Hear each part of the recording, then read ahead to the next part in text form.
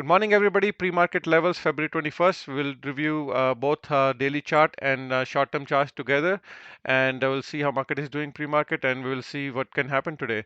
And if you like the content, please hit the like button. Only takes you 1 second to hit the like button, and please share with your friends and family and help me grow this channel. Okay, and MES chart, S&P 500. So you can see right now on the daily chart sitting right on 20 moving average white line, which is support, and on the left chart, which is daily chart, this is day trading chart, and green lines are the support lines, red lines are the sell lines. We're also sitting right on support. So you can see the first support. When I move this cursor here, you can see on the right side also this cursor will move, and inversely is also true. Okay, so we are sitting right on support right now. Hits around 49.71.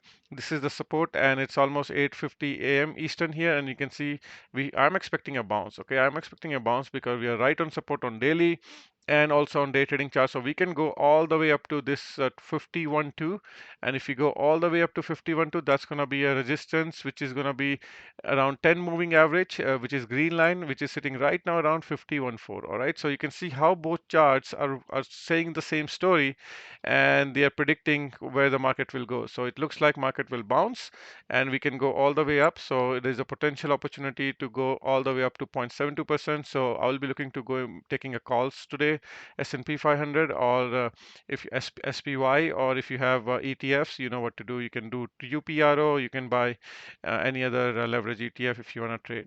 All right, so MNQ, let's move on to NASDAQ. Nasdaq is also short-term chart sitting on support. Long-term chart is in the middle of 20 moving average and 50 moving average. So I don't see any major supports here, but if it can go a little bit lower, major support on short-term chart, sorry, long-term daily chart is saying 17,200 is a support. However, if I go if you visualize, you can see there's a little support here, so that could be also possible. And also we have to see that S&P 500 is sitting right on support, so that could act also as a support for Nasdaq. You can see if I draw a line like this, you can see there's some kind of a support. If you can zoom in, you can see we broke out, we broke down, support here, and now we are again in the support box. So if you do analysis like that, then you can see that we are on some kind of a support here, and even short-term chart is also predicting that we are on support. So look, you should be looking to buy at support, not short here. You should be looking to short on red line, not green line. So buy here on support. Dow Jones, let's look at Dow Jones sitting right on support on the daily chart, short-term chart in the middle. So I think it can go a little bit more lower. So that's quite possible as well. But you can see it's also right by near support. Russell 2000. Let's look at daily chart. Russell 2000 also on the support. You can see all indices are on support, major support. So you should not be looking to short here. Okay, you should be looking to buy here. All right, so let's look at Tesla. Let's look at short-term chart, down 1% pre-market, but you can see sitting again on support, white line and green line sitting right on support here, and even on short-term chart, it can go a little lower around 190, and that will be a good buying opportunity. So it's opening on a gap down, so it should pump after market opens. All right, Apple. You can see again Apple is on 200 EMA. This is white line, sorry, a blue line, light blue line, sitting right on 200 EMA, and it can go definitely lower. And if it goes right here where it touched yesterday around 180.68, that's where this is. This is around 180.16. You can see yesterday it also came to the buy zone, and that's where the buy zones are. All right. Google. Let's look at pre-market levels. Google is in the middle of a neutral line and buy line, and here it's breaking below this red line, which is 50 simple moving average. There's a gap around 137, so that's quite possible to fill. But I think short term there is a support around 140, let's say around 141. So lows of yesterday, if it comes all the way down there, that could be a good buy for Google. All right, crude oil commodities. Let's move on to commodities. Crude oil daily chart. You can see daily chart. It's falling nicely on this trend line, and yesterday it touched this white line, which is 20 moving average, and here also getting very close to support. So 76.482 and below is the buy area on crude oil. And let's look at gold.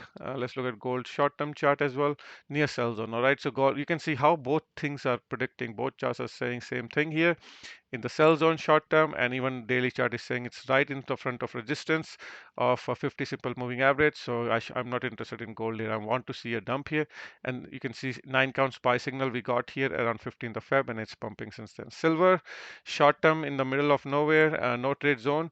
Silver is also in the front of resistance, so if it comes all the way down to 22.9, look to buy. So looking for the lower prices on silver. Natural gas, massive pump, and you can see I got a 9 counts buy signal here on 15th of February, and now we passed first resistance green line, but we are very oversold, overbought, sorry, on the in the short term. So I'm not interested in natural gas. Looking for a little bit more downwards pressure before you can buy again, but I'm expecting a pump to maybe fill this gap before we get the dump in March again. So just keep that in mind. Let's look at dollar.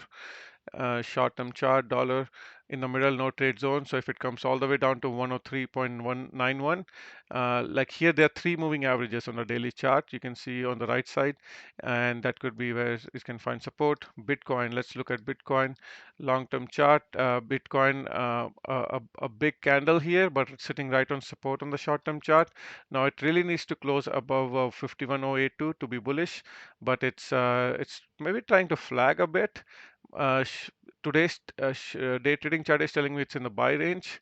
Ethereum also massive down move, but it can find support 28.27, and on the short-term chart, Ethereum is also touching the buy zone right now. One thing to note on Ethereum, there is a gap. If I go to Ethereum futures, you can see there's a big gap here, 2808. That's quite possible. So I think Ethereum will go a little bit more lower, around 3.31, and I think that's where it could bottom. So if I go to 1 hour chart just to show you, this big gap will fill. So I think that's where it's going right now.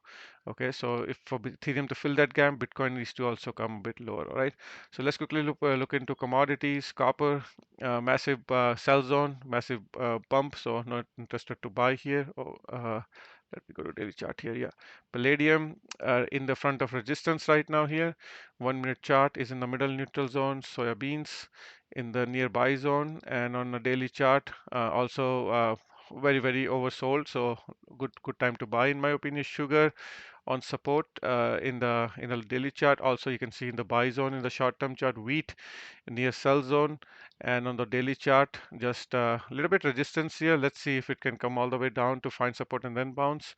Corn, massive downwards move, and let's see in the short-term chart also near buy zone. All right.